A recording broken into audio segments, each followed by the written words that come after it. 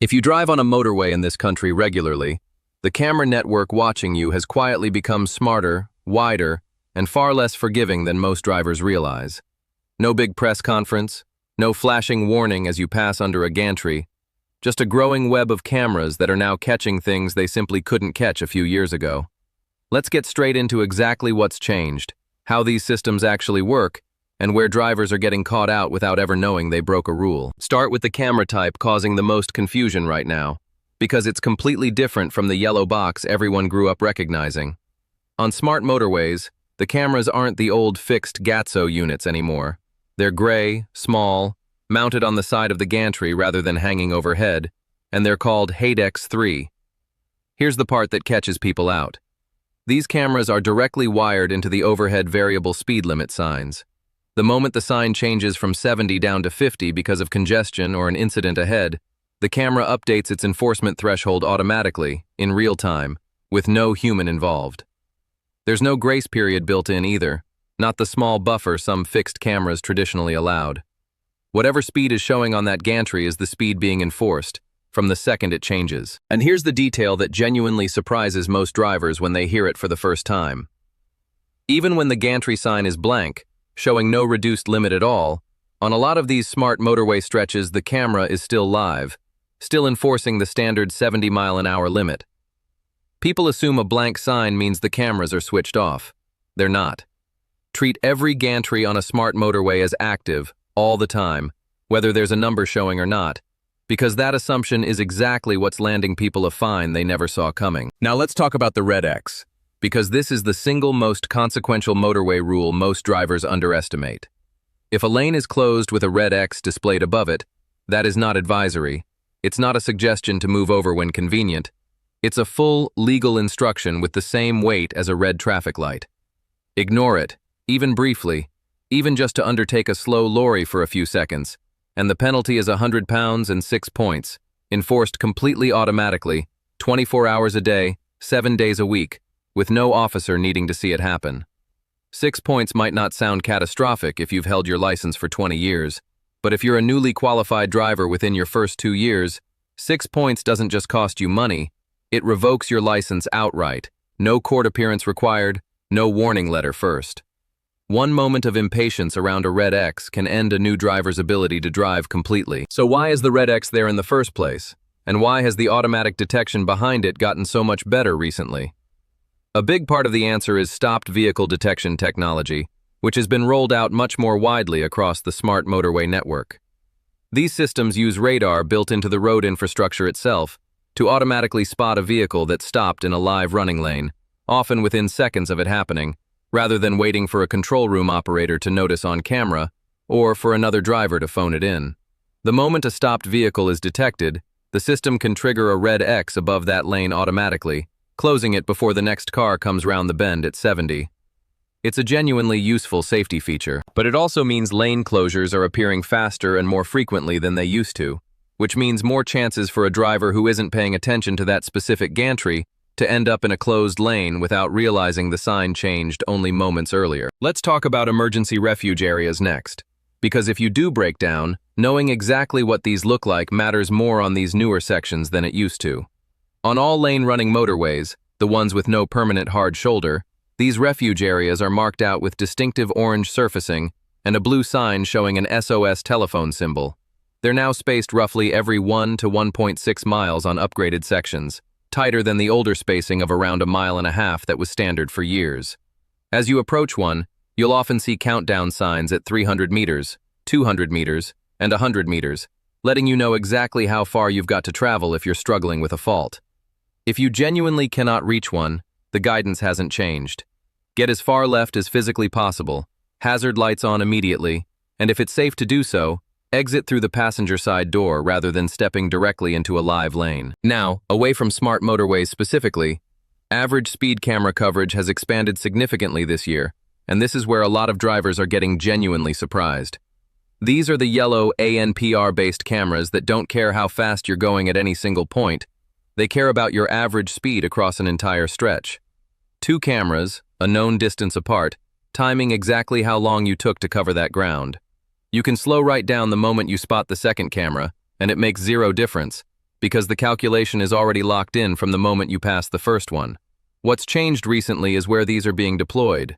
Areas like Coventry, Birmingham, and parts of Greater Manchester have rolled these out on busy A roads and residential arterial routes that never had this kind of continuous enforcement before, and local authorities are reporting real drops in harsh braking and collision rates as a result. If you drive the same commute every day, and it used to have the occasional fixed camera you knew about, don't assume that's still the full picture. Average speed enforcement is spreading onto roads that genuinely didn't have it 18 months ago. There's also a newer generation of camera unit worth knowing about, because it does far more than just clock your speed. Some of the latest units in deployment use radar combined with AI to scan not just your speed, but whether you're holding a phone or wearing a seatbelt. And some can even cross-check your vehicle against live MOT and insurance records from a single gantry, covering multiple lanes simultaneously. This is genuinely new capability compared to what was on UK roads even a couple of years ago, and it's a big part of why enforcement across the board has gotten noticeably less forgiving.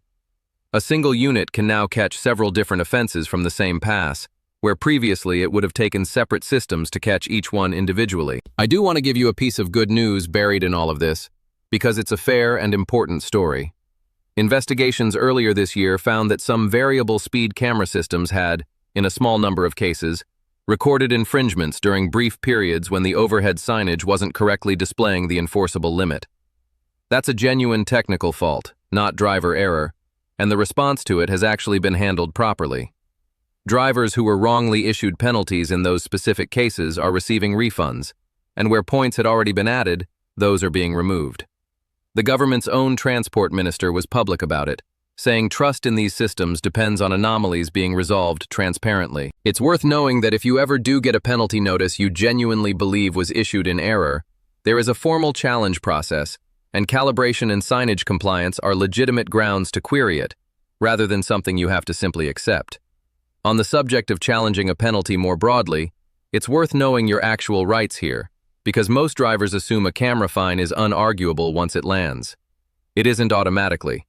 If signage was obscured by vegetation or damage at the time of the alleged offense, that can invalidate the enforcement entirely. If a mobile camera van was deployed without a properly registered traffic order behind a temporary limit, that's also grounds to challenge. None of this means every fine is worth fighting. Most are accurate and were correctly issued.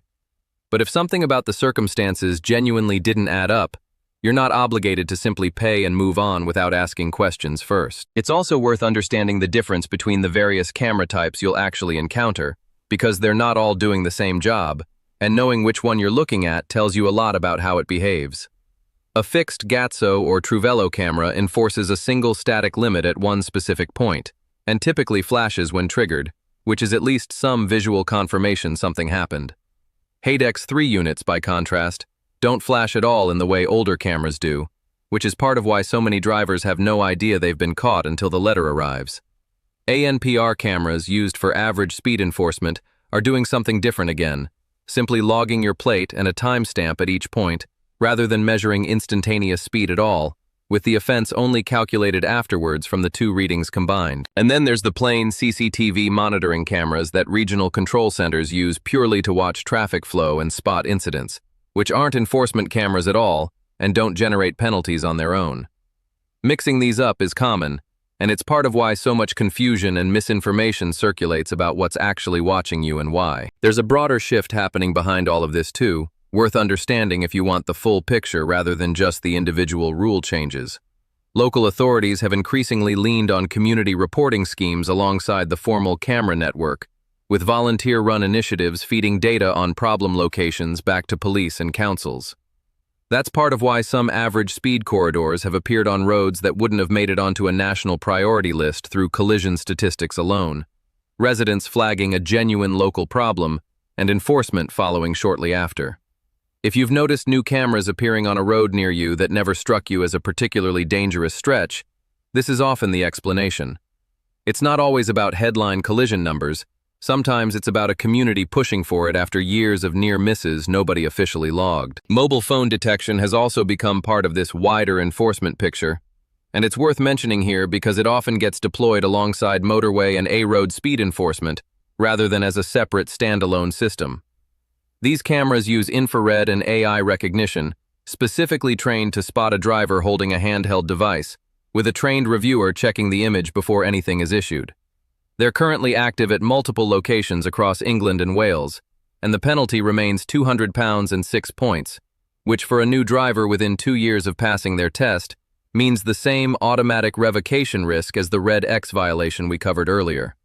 The overlap matters because a driver who's glancing at a phone while also drifting through a variable speed zone or missing a red X isn't just risking one penalty.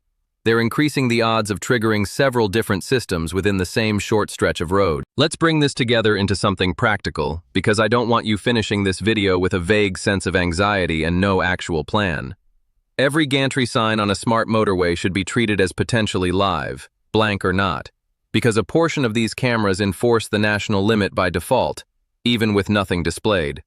A red X is absolute, treated exactly like a red light, because the automatic enforcement behind it has gotten faster thanks to stopped vehicle detection radar, and 6 points here can end a new driver's license overnight.